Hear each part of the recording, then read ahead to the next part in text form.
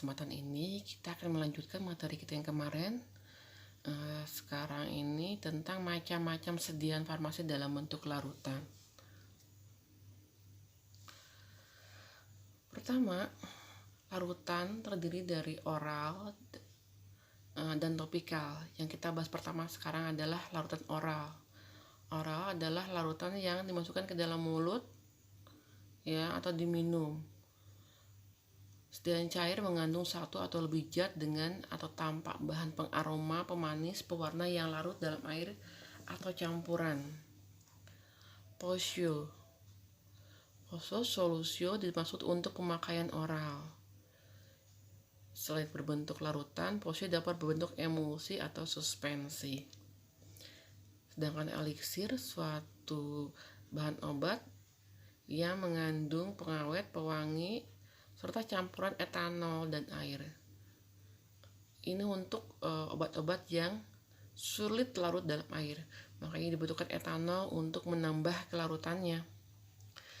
Dalam pembuatan larutan ini, larutan oral terutama, kita akan mengenal beberapa macam sirup. Pertama, sirup simplex yang mengandung 65% gula dalam larutan. Biasanya tambahkan nipagin untuk sebagai bahan pengawet. Sirup obat mengandung satu atau lebih obat dengan bahan tambahan untuk pengobatan. Sirup pewangi tidak mengandung obat, mengandung zat-zat penyedap lainnya untuk menutupi rasa dan bau yang tidak enak.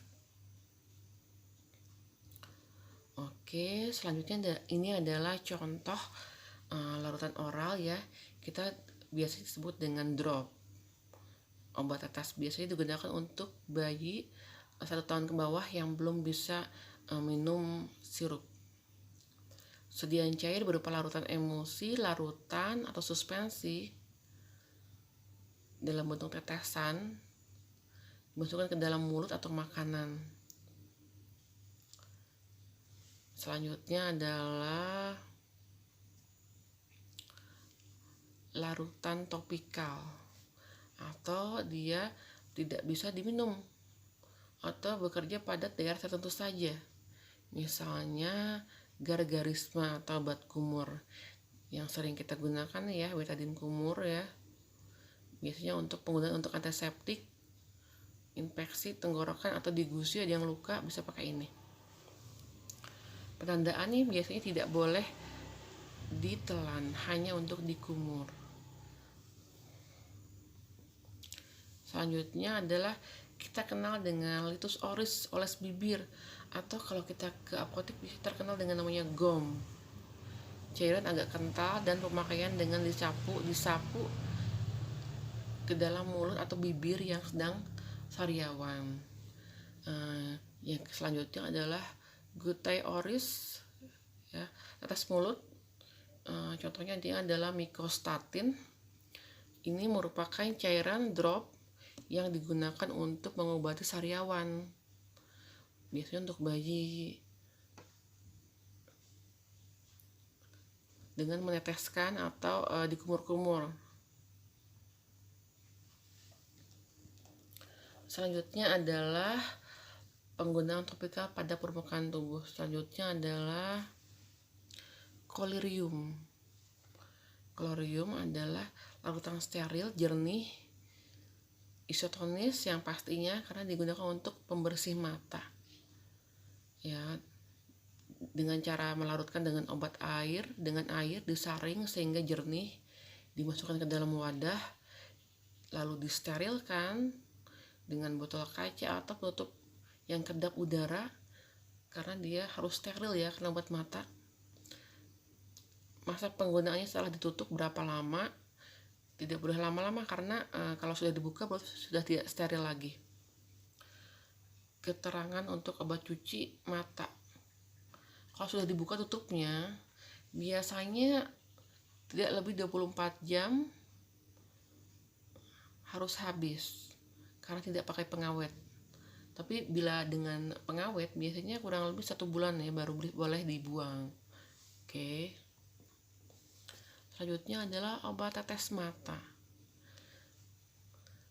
Larutan steril bebas partikel dikemas demikian rupa untuk mata.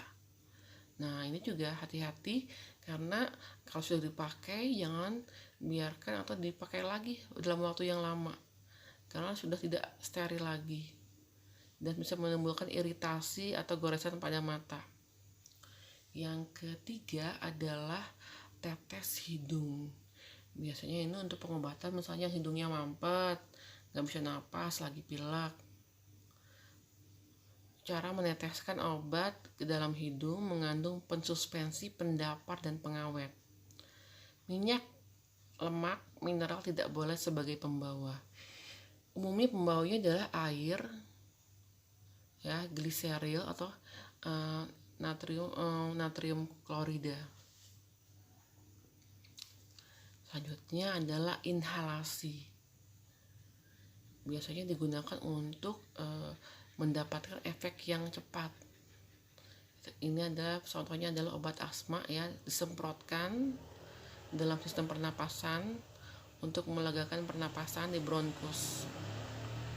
Yang kelima adalah Levman, klisma atau enema. Obat ini biasanya dimasukkan ke dalam rektum atau anus untuk membersihkan atau menghasilkan efek terapi yang sangat sistemik. Atau juga seperti yang gambar samping ini adalah mikrolak, ya, biasanya untuk mengencerkan feses yang mengeras. Selanjutnya adalah Dutch atau larutan dalam air yang dimasukkan ke dalam suatu alat ke dalam vagina. Biasanya untuk pengobatan keputihan, antiseptik. Kemudian selanjutnya adalah obat kompres atau kita kenal dengan epitema. Epitema untuk membersihkan daerah yang luka, sakit, gitu ya. Oke, sampai situ aja materinya. Jangan lupa baca dulu sebelum kalian kerjakan post testnya agar mendapat nilai yang bagus. Oke, assalamualaikum warahmatullahi wabarakatuh.